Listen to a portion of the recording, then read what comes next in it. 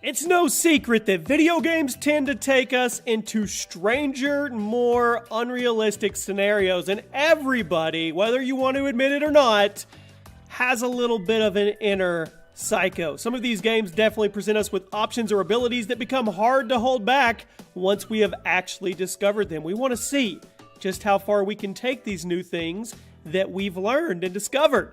What's up, guys? Jimmy here. Welcome to Chaos Top 10s, and today we're going to be taking a look at and counting down 10 video games that test your inner psycho. This is going to be fun and interesting altogether. We are running a $200 Amazon gift card giveaway the entire month. All you have to do to enter is like this video, be subscribed, turn on your notifications, and leave a comment why you want to win it with your Twitter handle attached. I will announce the winner at the end of the month on Twitter. Make sure you guys are subscribed. Good luck on the giveaway. Turn on your notifications so you never miss an upload. And now, let's go over some video games that test your inner psycho. Kicking off the list today at number 10 is a game that is widely considered to be one of the bloodiest games of all time in the form of Mad World. It was ironically released on the Nintendo Wii exclusively in 2009. Definitely not the console you would expect to see the bloodiest game of all time. Now, Mad World follows an agent as he tries to fight against a group of terrorists as they try to release a deadly virus into the world. But let's be honest, no one really cares about the story in the game. What we do care about is the insane level of violence and gore. The art direction in this game has been compared to Sin City, as the game is all black and white, while the blood is bright red, making it stand out even more than it normally would when you rip people in half, throw them into walls of spikes, play baseball while using enemy bodies in the place of the balls. You guys get where I'm going with this. So if you still have a Nintendo Wii, go check out Mad World. Not only is it some over-the-top action, but it's probably going to tap into your inner psycho a little bit.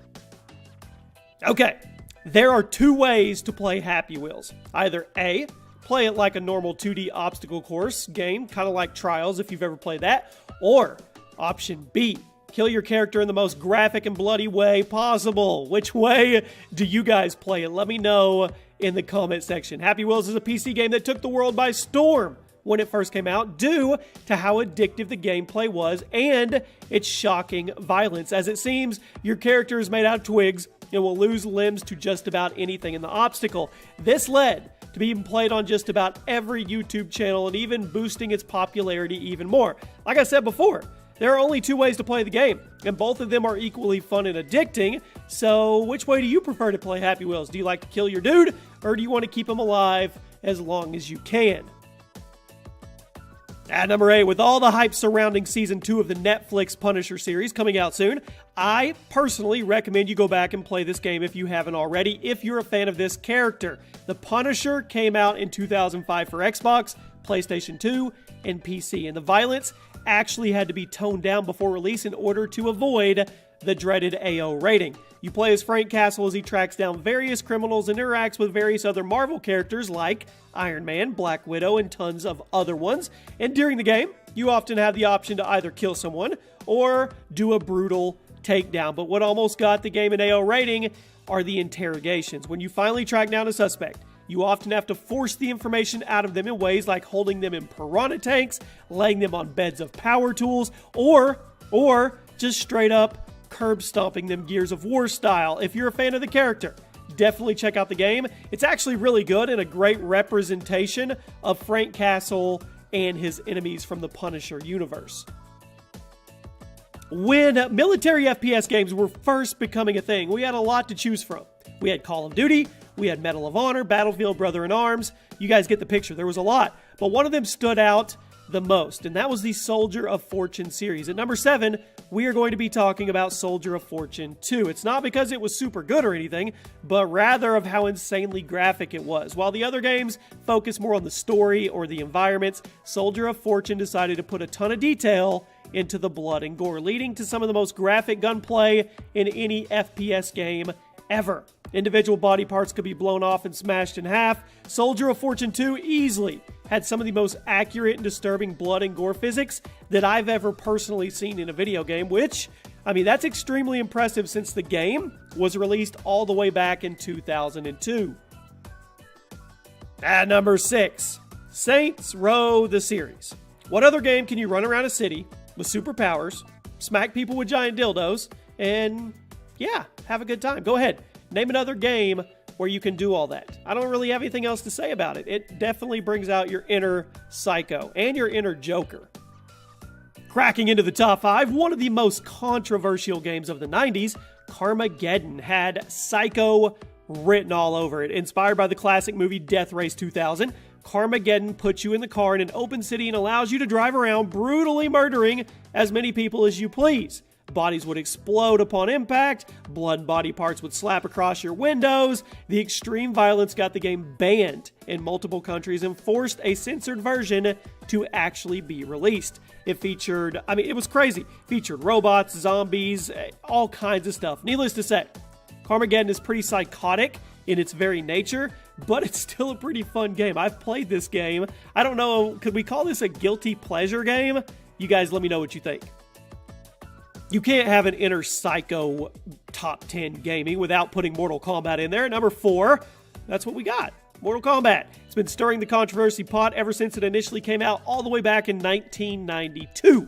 After putting tons of work into the new 2D fighting game, someone over at Midway Games had a bright idea to make it graphic and gory as hell, which was incredibly shocking back in the early 90s. With every new release, MK gets more and more brutal and more controversial. They up the game every time. The game itself is a ton of fun and very unique to other fighting games, but when you get that bit "finish him" message on your screen, your psycho side definitely gets a little test. Are you just going to punch him and get it over with, or are you going to humiliate him with an ultra graphic fatality? Sure, you can play without the fatalities, but why would you ever do that? They're so satisfying. The only time I would punch somebody is if I didn't know how to input the fatality.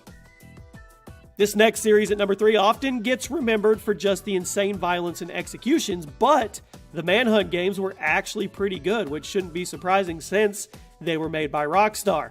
In the very first game, you play as a prisoner trying to earn his freedom by creating snuff films, and in the second, you play as a mental patient trying to figure out who he is and why he lost his memory.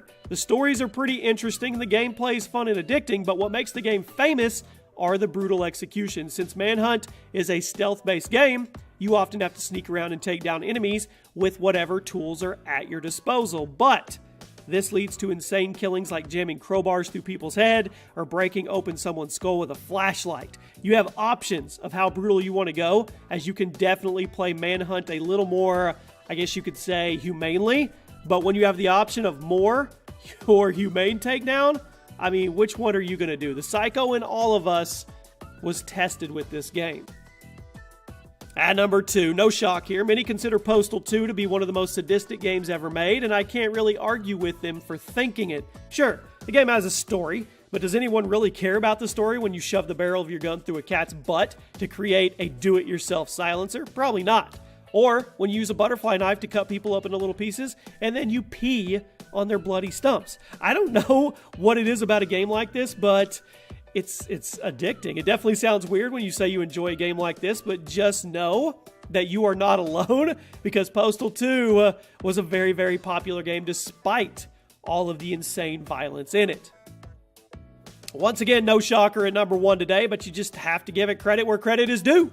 The entire Grand Theft Auto series. You guys knew it. While GTA may not be the most bloody or gory, game out there, like the other games on this list, it definitely has way more to do, and that's what tests your inner psycho. You're given an open world, tons of guns, vehicles. You can do just about whatever the heck you want to. In fact, just about every entry in the GTA series has stirred up some form of controversy due to how extensive your methods of rampage can be. Ever since the days of cheesy top-down games to modern, super realistic ones with massive open worlds, GTA, it hangs around. It's more than deserving of the number 1 spot on this list, if you ask me.